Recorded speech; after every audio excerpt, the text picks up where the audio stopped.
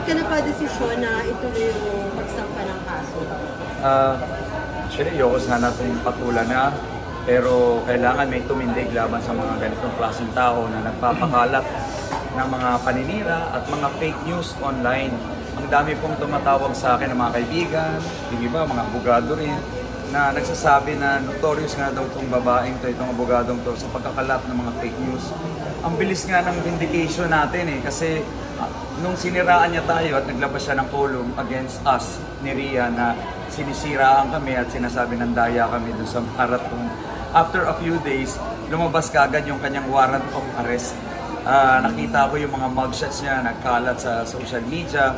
At yun, hindi ko kaso yun kaso pa ng ibang tao yun na nagkaso sa kanya na cyber libel din, mga siniraan niya. At ayun, na-vindicate tayo agad at ito, nalaman ng tao yung gawain niya. At sabi ko nga kung kaya niyang gawin sa akin to at gamitin yung kanyang posisyon, kanyang pagiging abogado, kanyang column sa dyaryo, kaya niyang gawin to kahit kanino. So, paano po yung mga taong walang kalaban-laban, kaya na niyang panindigan hanggang dulo? Kasi yung sa akin, yung kasinungalingan na sinabi niya, pinaninindigan niya hanggang ngayon Kahit nag-post na po ako ng buong video ng aking pagtakbo, yung hinahanap niyang nawawala doon na markers, pinakita ko nandun. Kahit naglabas na ng email sa amin yung New York Marathon organizers, talagang matigas po ito talagang gusto niyang panindigan. Ang binabaliktad pa nga ho niya nagpapaka-victim mode pa na siya daw yung biktima at nag-troll ngayon. Paano ka naman hindi kagagalitan ng mga tao? Naninira ka ng puri at nagkakalat ka ng fake news. Grabe ibang klase ibang klaseng mga ganitong klaseng ugal. Itong kulturang to sana matigil na. Kasi ang nangyayari, pag ito kumalat at sinakyan ng iba, minsan nagiging totoo na.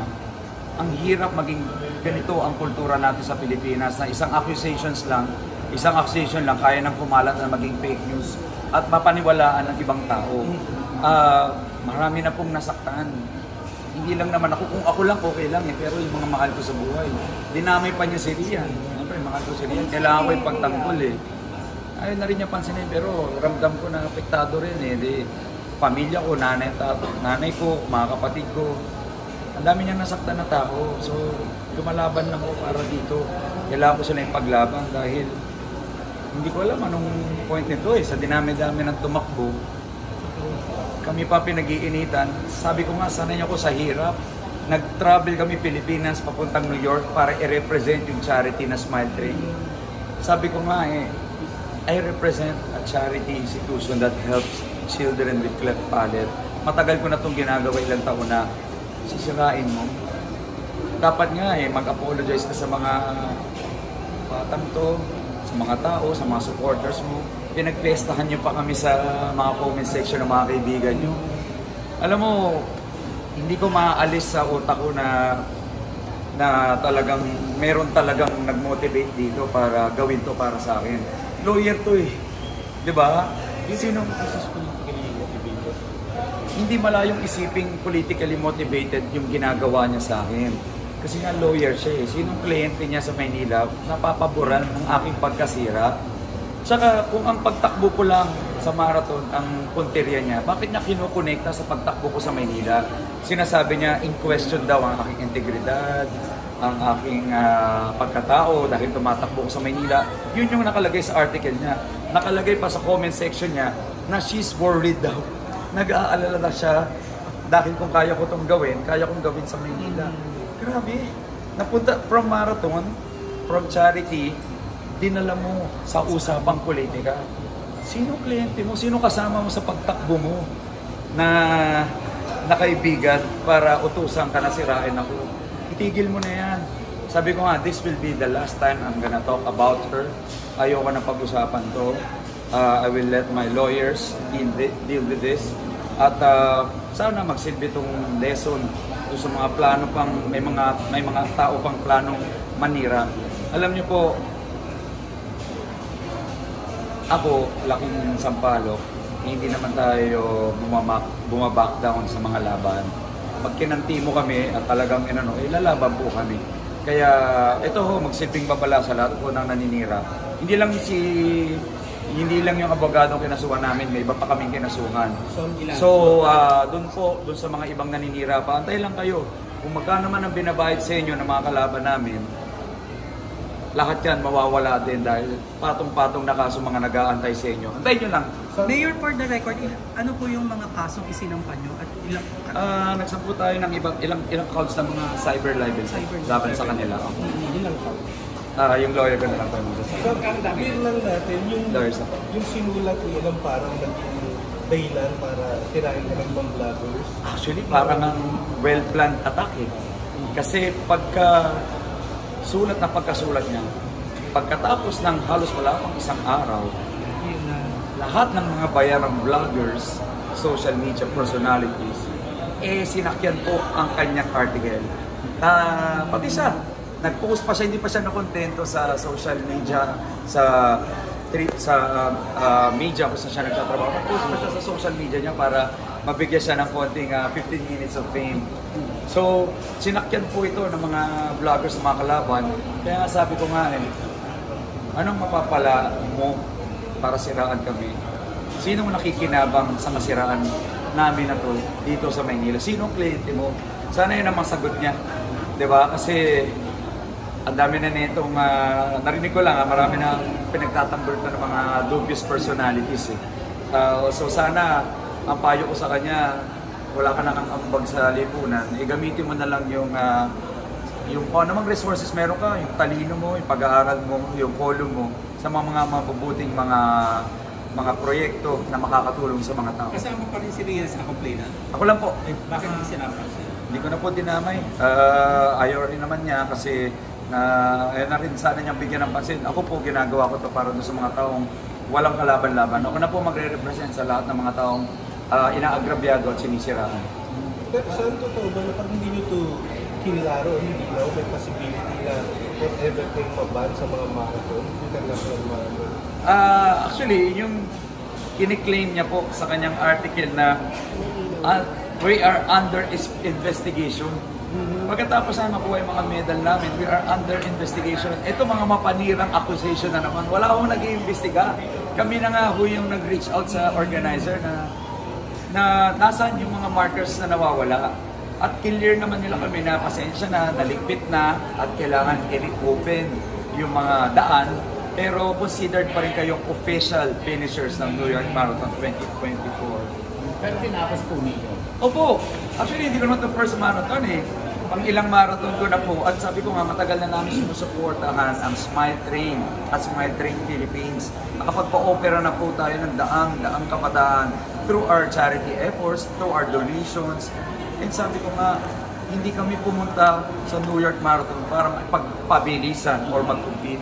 Pumunta kami doon to raise funds and awareness para sa Smile Train at sa mga kabataang pinapa-opera namin na may mga bingon for cleft palate.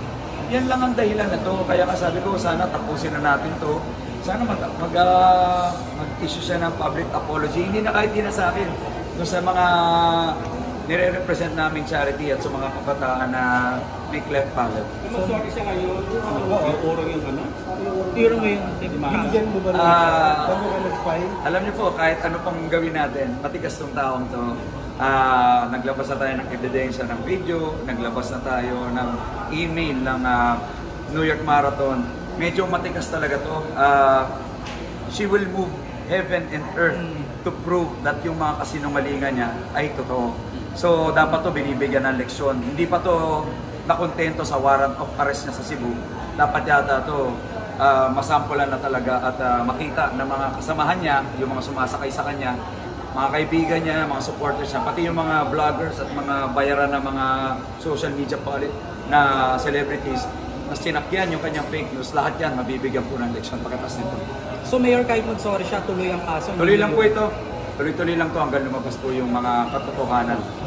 Mayor, bago ba nang mabasa po sa mga kanaka, nag-reach out kayo sa Ito pa.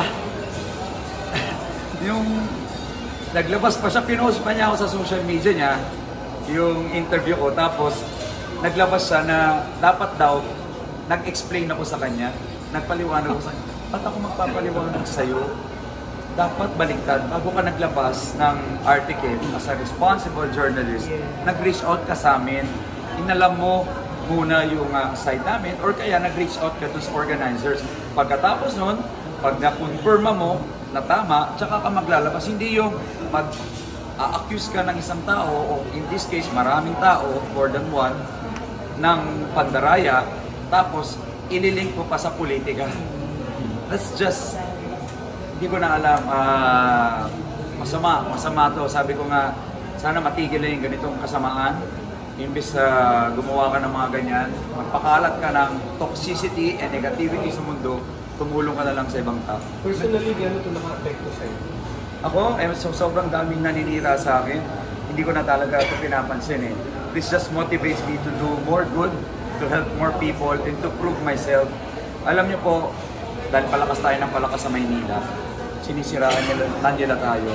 Lahat na ng halos ng vloggers dito sa Maynila, hired na po ng kalaban natin para sirain yung puri natin, yung mga ginawa natin. Lahat po ng magagandang ginagawa natin 5 years ago, 10 years ago, 3 years ago, pati mga ginagawa natin ngayon, minamasama nila. Gusto yata nila ako maapektuhan, gusto nilang itigil ko yung mga ginagawa ko. Pero this only ignites my passion to help. This only ignites and motivates me para lalong magsipag. At sabi ko nga laki tayong sampalo. Marami na akong hirap na pinagdaanan. Kung mga pipitsuging vloggers lang at mga ganitong taong maninira sa akin, hindi ko ito urungan at lalabanan ko hanggang dulo. On a lighter note, anong pakiramdam na tumungkong ka sa City Hall? Excited po ako kasi marami rin po tayo nakita mga supporters dito. Yun, excited naman ako. Hindi ito yung gusto ko sana pagpunta ko rito, pero masaya ako na marami tayong nakilalang tao dito na sumusuporta sa atin, nagpapapicture at nagpapakita ng pagmamahal at pagtanggap. Mayor, hanggang saan ang pwede maging standard o daan para magalit ka? Ano ang pwede kagalit mo talaga? Ano ba magalit ang isang isa? Ako, dinadaan ko na lang po sa paggawa ng mabuti. Kung ano man yung mga naninira sa akin, bibigyan na lang natin sila ng leksyon. Ito ho, maging babala sa lahat ng mga naninira. Alam niyo po, marami tayong resources, marami sumusuporta sa atin. Kung ano man yung binabayad sa inyo ng mga kalaban natin, useless yan. Mauubos din yan dahil parating na po yung mga nararapat na kaso para sa inyo. Kaya antayin nyo lang, tuloy-tuloy mo lang yan, parami yung kaso para sa inyo. Sa publication to take down the article? Hindi na po. Actually, isa lang naman siya doon sa mga hindi ko naman sinisisi yung publication. Isa lang naman siya sa mga nagsusulat doon. So, hayaan natin siyang hayaan natin kasi may freedom naman yung nagsusulat. Pero ang problema, wala naman po kahit anong pagki-clear ng mga pangalan namin. In fact, pinaninindigan niya at kami pa nasisi dahil hindi daw kami nag-explain sa kanila. So, ito na lang mag-explain sa kanya yung kaso natin. Mensahe na lang, Mayor, doon sa mga tao sa suporta sa'yo at tutulong na naman sa bago. Mensahe ko po sa mga supporters natin at mga nagmamahal. Maraming pong salamat. Huwag kayong mag-alala kahit maraming naninira, maraming nagkakalat ng fake news.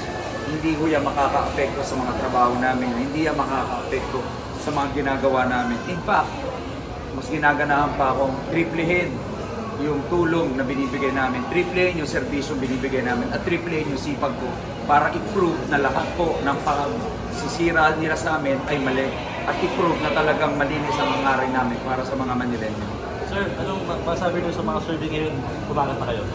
Yun nga kahit saan tayo pumunta, patindi ng patindi yung suporta. Libo-libong tao, araw-araw, Tondo, Binondo, Sampaloc, Parola, Baseco, kahit ano pang ilabas. Yung iba nga naglalabas pa ng fake surveys pero hindi mo mapifake yung dami ng tao na sumusuporta sa'yo. Yun ang hindi mo kayang i-fake.